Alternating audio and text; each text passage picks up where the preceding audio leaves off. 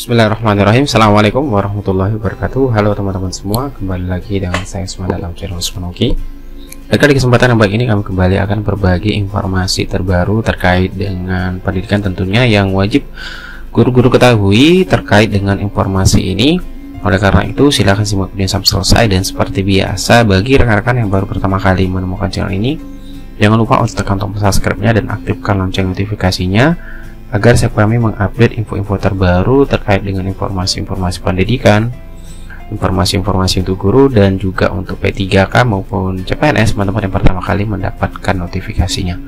Oke, terima kasih. Langsung saja kita ke informasinya terkait dengan info terbaru yang harus teman-teman ketahui di sini. Untuk Kemendikbud di tanggal 22 Desember 2021 yang lalu sebenarnya teman-teman itu memposting terkait dengan adanya hal yang baru ya, terkait untuk keputusan bersama 4 menteri tentang panduan penyelenggaraan pembelajaran di masa pandemi COVID-19. Tentunya ini untuk tahun 2022 memasuki semester baru, itu semester genap tentunya nantinya. Dan di sini kalau kita lihat di website resmi kemendikbud.go.id itu ada 3 panduan, ataupun yang pertama di sini kita lihat adalah salinan keputusan bersama 4 menteri tentang panduan penyelenggaraan pembelajaran di masa pandemi COVID-19, kemudian buku saku keputusan bersama 4 menteri tentang panduan penyelenggaraan pembelajaran di masa pandemi COVID-19, kemudian infografis surat keputusan bersama 4 menteri. Nah, kita lihat di sini salinannya itu terdiri dari beberapa halaman, teman-teman, cukup banyak halamannya. Silakan teman-teman nanti download saja di websitenya, nanti ini kami akan cantumkan di deskripsi video. Dan untuk lebih jelasnya bisa kita lihat secara infografisnya teman-teman di sini. Nah, kita lihat di sini penyesuaian SKB 4 menteri tentang pembelajaran di masa pandemi COVID-19 itu diatur beberapa peraturan tentunya dari 4 kementerian. Dan dimana untuk situasi pandemi yang terkendali ya, menumbuhkan optimisme untuk bersama pulihkan pendidikan tentunya, dimana hampir 2 tahun anak-anak Indonesia tidak belajar sebagaimana mestinya, dimana pemulihan sangat mendesak untuk dilakukan, sehingga SKB 4 menteri ditetapkan melalui berbagai pertimbangan yang matang demi kemaslahatan bersama, khususnya masa depan anak-anak Indonesia. Nah, di sini apa yang baru? Nah, kita lihat. Kalau kita lihat di sini pengaturan pembelajaran untuk tatap muka PTM terbatas nantinya itu dibagi beberapa kriteria, teman-teman. Kriteria, kemudian kapasitas PTM, kemudian frekuensi dan durasi jam pelajaran. Nah, kalau kita lihat sini yang pertama ada kategori. Ya, kategori di sini ada A, B, C, D, E, F, dan K, teman-teman.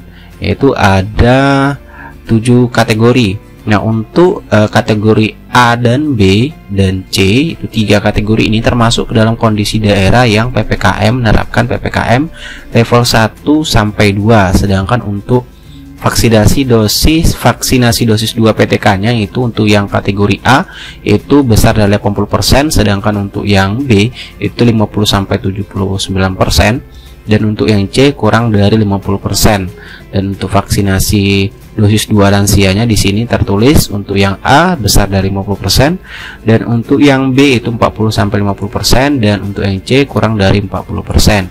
Nah, kalau kita lihat sendiri untuk kapasitas PTM-nya yang untuk khusus kategori A ini, yaitu kapasitas PTM yang diterapkan nanti itu 100%, teman-teman.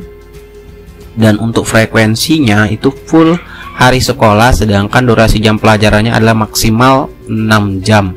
Dan untuk kategori B itu kapasitas PTM-nya 50% ya.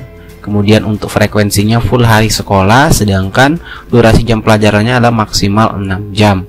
Sedangkan untuk yang C adalah yaitu kapasitas PTM-nya 50% juga, kemudian full hari sekolah, sedangkan durasi jam pelajarannya itu lebih sedikit dibanding dengan kategori yang B, yaitu maksimal 4 jam.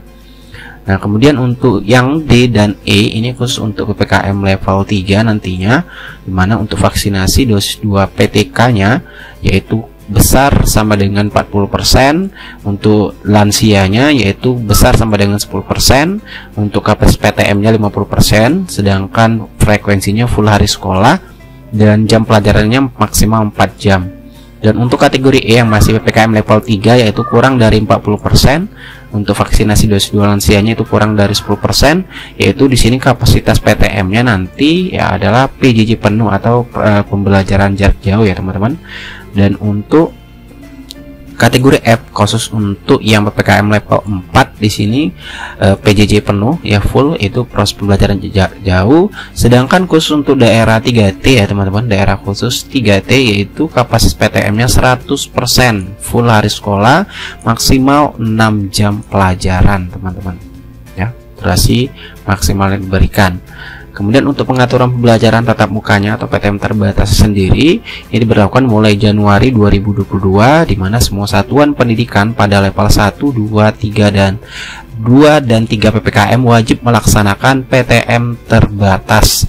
Pemda tidak boleh melarang PTM terbatas bagi yang memenuhi kriteria dan tidak boleh menambahkan kriteria yang lebih berat, di mana pengaturan kapasitas peserta didik dan durasi pembelajaran dalam penyelenggaraan PTM terbatas itu diatur berdasarkan cakupan vaksinasi dosis 2 pendidik dan tenaga kependidikan di masing-masing satuan pendidikan, serta vaksinasi warga masyarakat lansia di tingkat kabupaten atau kota. Ini dikecualikan bagi satuan pendidikan pada daerah khusus ya, karena kondisi geografis sesuai Kemendikbud ya, Kemendikbud 160/P tahun 2021. Sedangkan orang tua atau wali peserta didik dapat memilih PTM terbatas atau PJJ bagi anaknya sampai semester 1 tahun ajaran atau tahun akademik 2021-2022 berakhir. Mulai semester 2 tahun ajaran tahun akademik 2021-2022 Januari 2022 itu semua wajib mengikuti PTM terbatas. Seperti itu teman-teman. Jadi kemudian satuan pendidikan yang terbukti melanggar protokol kesehatan diberikan sanksi administratif dan dibina oleh Satgas Penanganan COVID-19 atau tim pembina UKS. Ini teman-teman poin 3 terkait 3 poin penting ya yang harus diketahui, baik itu dari sekolah, kemudian orang tua, wali murid, dan tentunya guru-guru, yaitu untuk pengaturan pembelajaran tatap muka PTM terbatas nantinya. Sedangkan untuk penghentian PTM terbatas itu penghentian PTM terbatas sementara itu semula SKB 4 Menteri saat ini, apabila ada temuan kasus COVID-19 di satuan pendidikan, Pemda dapat menutup satuan pendidikan dan menghentikan sementara PTM terbatas paling cepat 3 kali 24 jam, dan ini diubah menjadi SKB 4 Menteri yang baru, yaitu penghentian sementara PTM terbatas di satuan pendidikan sekurang-kurangnya 14 kali 24 jam apabila terjadi klaster penularan COVID-19 di satuan pendidikan tersebut, kemudian angka positif rate hasil ACP di atas 5%, kemudian warga satuan pendidikan yang masuk dalam notifikasi kasus hitam di atas 5%. Apabila setelah dilakukan surveillance untuk lansianya bukan merupakan klaster PTM terbatas atau angka positivity di bawah 5%, PTM terbatas hanya dihentikan pada kelompok belajar yang terdapat kasus konfirmasi dan atau kontak erat COVID-19 selama 5 kali 24 jam. Sedangkan untuk vaksinasi pendidik dan tenaga kependidikan itu menjadi cakupan vaksinasi PTK mempengaruhi jumlah kapasitas peserta didik yang mengikuti PTM terbatas pada PPKM level 1, 2 dan level 3. Jadi di sini tentu untuk PTK melakukan vaksinasi ya teman-teman, baik itu dosis 2 maupun dosis 1 dan 2 tentunya. PTK yang belum divaksinasi mengajar secara PJJ. Kemudian PTK yang menolak divaksinasi padahal vaksin tersedia dan memenuhi syarat divaksinasi dapat diberikan sanksi sesuai peraturan perundang-undangan dan yakni Peraturan Presiden Nomor 14 Tahun 2021 tentang perubahan atas Peraturan Presiden Nomor 99 Tahun 2020. Meskipun bukan syarat mengikuti PTM terbatas, orang tua atau wali diimbau mendorong anaknya yang sudah memenuhi syarat untuk divaksinasi. Ini untuk umur yang 6-11 tahun ya kalau teman-teman, untuk yang vaksinasi anak-anak. Nah, untuk pemantauan dan evaluasi PTM terbatas sendiri bisa teman-teman baca di sini teman-teman terkait dengan SKB 4 Menteri ini.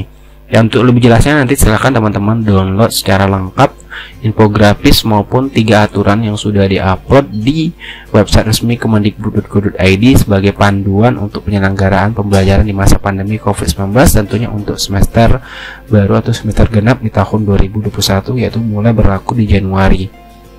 Itulah informasi yang dapat kami bagikan. Semoga informasi bermanfaat. Assalamualaikum warahmatullahi wabarakatuh.